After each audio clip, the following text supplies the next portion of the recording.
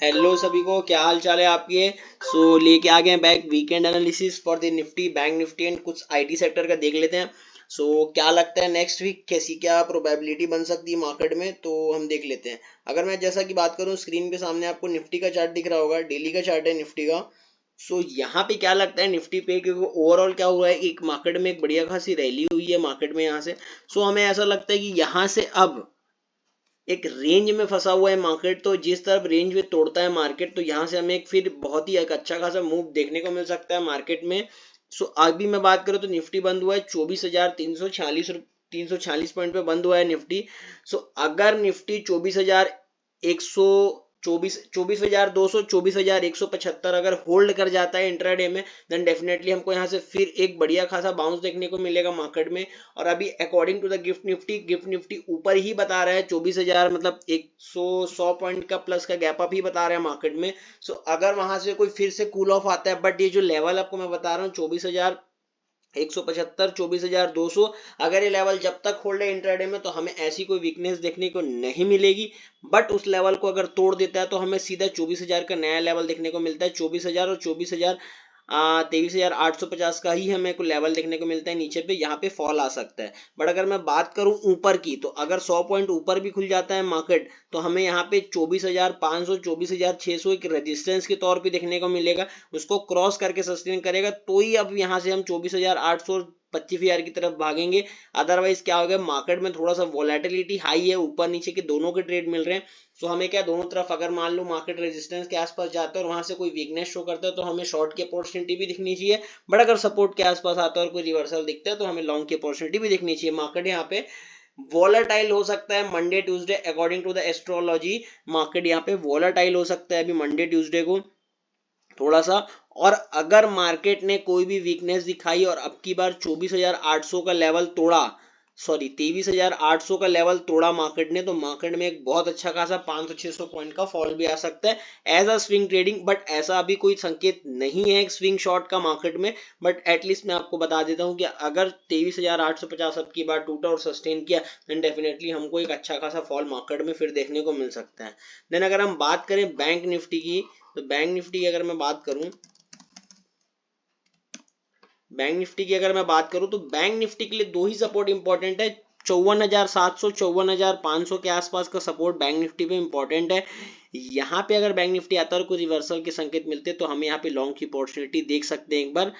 But अगर जैसे कि अभी मैंने बताया कि गिफ्ट निफ्टी हमें पॉजिटिव बता रहा है, तो अगर बैंक निफ्टी कहीं गैप अप खुल जाता है, बैंक निफ्टी अगर गैप अप खुल जाता है, तो ये वाला जब तक लेवल क्रॉस नहीं हो रहा है 55,600 वाला, 55,956 यार, आप राउंड फिगर मान लो, जब तक हमें यहाँ पे कोई भी अगर फिर से रिवर्सल के साइन दिखने के मिलते हैं, तो हमें शॉर्ट की अपॉर्चुनिटी देखनी चाहिए।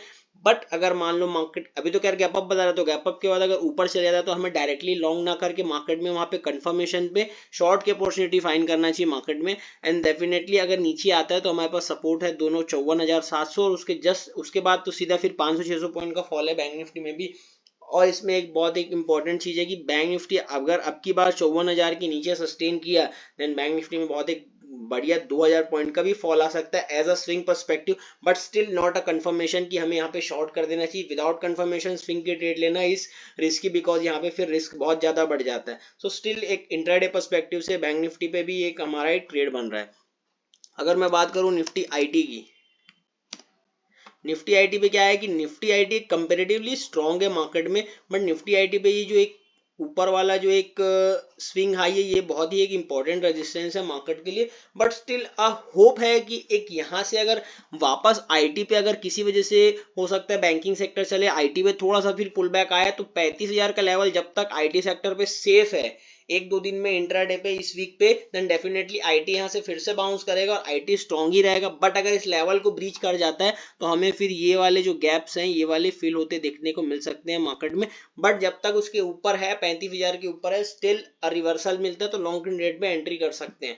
ठीक है। और रेजिस्टेंस की बात रही, तो ऊपर के जो रेजिस्टेंस है 38,000 तक की यात्रा हमको एज अ स्विंग पे निफ्टी आईटी पे देखने को मिल सकती है, निफ्टी आईटी पे देखने को मिल सकती है। अगर मैं बात करूं किसी एक स्टॉक की, एमजीएल जैसे कि महानगर गैस की अगर मैं बात करूं, अगर मैं महानगर गैस का वीकली का मैं अगर चार्ट देखूं तो महानगर गैस में ना एक बहुत अच्छा खासा रेंज फॉर्मेशन हो रहा है, यहाँ पे बहुत ज्यादा रेंज फॉर्मेशन हो रहा है, बहुत ज्यादा। तो इसको आप अपने रडार पे रख सकते हैं as a swing, as a short term trading में, कि अगर यहाँ से कोई ब्रेकआउट देखने को मिलता है तो यहाँ से आप लॉन्ग की अपॉर्चुनिटी देख सकते हैं, बिकॉज यहाँ पे एक अच्छा खासा कंसोलिडेशन हो रहा है एमजीएल में, और एमजीएल पे हो रहा है एक बढ़िया। तो ये चीज आप देख सकते हैं। और अभी आपको एक रिजल्ट के पर्सपेक्टिव से बात कर रहा हूँ तो एसबीआई का रिजल्ट आया है। एसबीआई के रिजल्ट थोड़े से मिक्स सेट्स ऑफ नंबर आए हैं अभी, बट अगर यहाँ पे एसबीआई पे कोई भी वीकनेस देखने को मिलती है और एसबीआई अपने को 750 के आसपास, 840 के आसपास अगर मिलता है और यहाँ से कोई रिवर्सल के साइन दिखते हैं तो डेफिनेटली यहाँ से एसबीआई को भी आप लॉन्ग कर सकते हो। बट अगर कोई मार्केट में वीकनेस नहीं है, क्योंकि banking sector as a strong है, बट अगर ठीक है नहीं रहता तो डेफिनेटली एक लेवल ये वाला स्ट्रॉन्ग मेरे को दिखता है for the state bank of India. And अगर मैं बात करूं एक आध और कोई सेक्टर स्टॉक्स पर्सपेक्टिव की, देन सीडीएसएल के भी रिजल्ट आए। सीडीएसएल की रिजल्ट थोड़े से वीक सेट ऑफ नंबर है, but still structure is strong in the market. मतलब टेक्निकल के हिसाब से तो मेरे को स्ट्रक्चर स्ट्रॉन्ग ही दिख रहा है, बिकॉज यहाँ पे अगर आप देखोगे तो बहुत टाइम के बाद में यहाँ पे सीडीएसएल ने एक ऑल टाइम हाई के ट्रेंड लाइन का ब्रेकआउट दिया है यहाँ पे।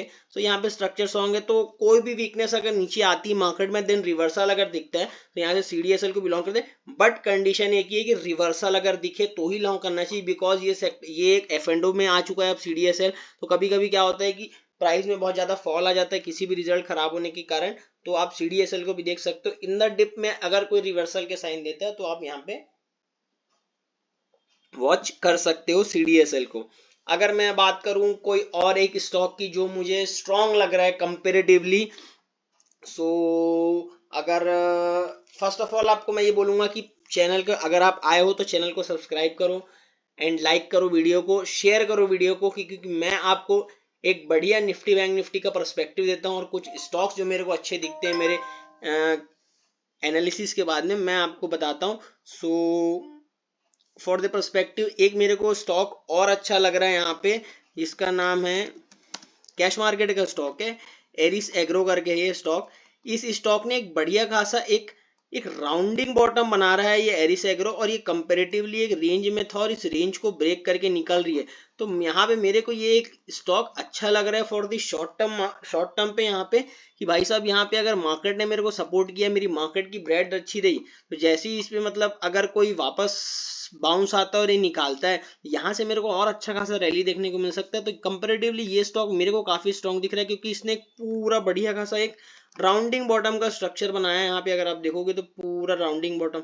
ये हो सकता है कि मार्केट में थोड़ी वीकनेस है, सब पुल बैक आया, देन डेफिनेटली ये अपना स्ट्रक्चर को कंप्लीट करें यहाँ तक। सो इसको आप देख सकते हैं। सो यही था मेरे तरफ से निफ्टी बैंक निफ्टी पे आपको बताया कि कैसे क्या सपोर्ट रेजिस्टेंस पे काम करना है, एंड डेफिनेटली कुछ स्टॉक्स भी आपके साथ शेयर किए हैं। सो प्लीज़ अगर भी आपको अच्छा लगा होगा तो वीडियो को लाइक ज़रूर कीजिएगा, शेयर कीजिएगा, और आपके लिए ऐसे ही लाते रहेंगे। जय हिंद,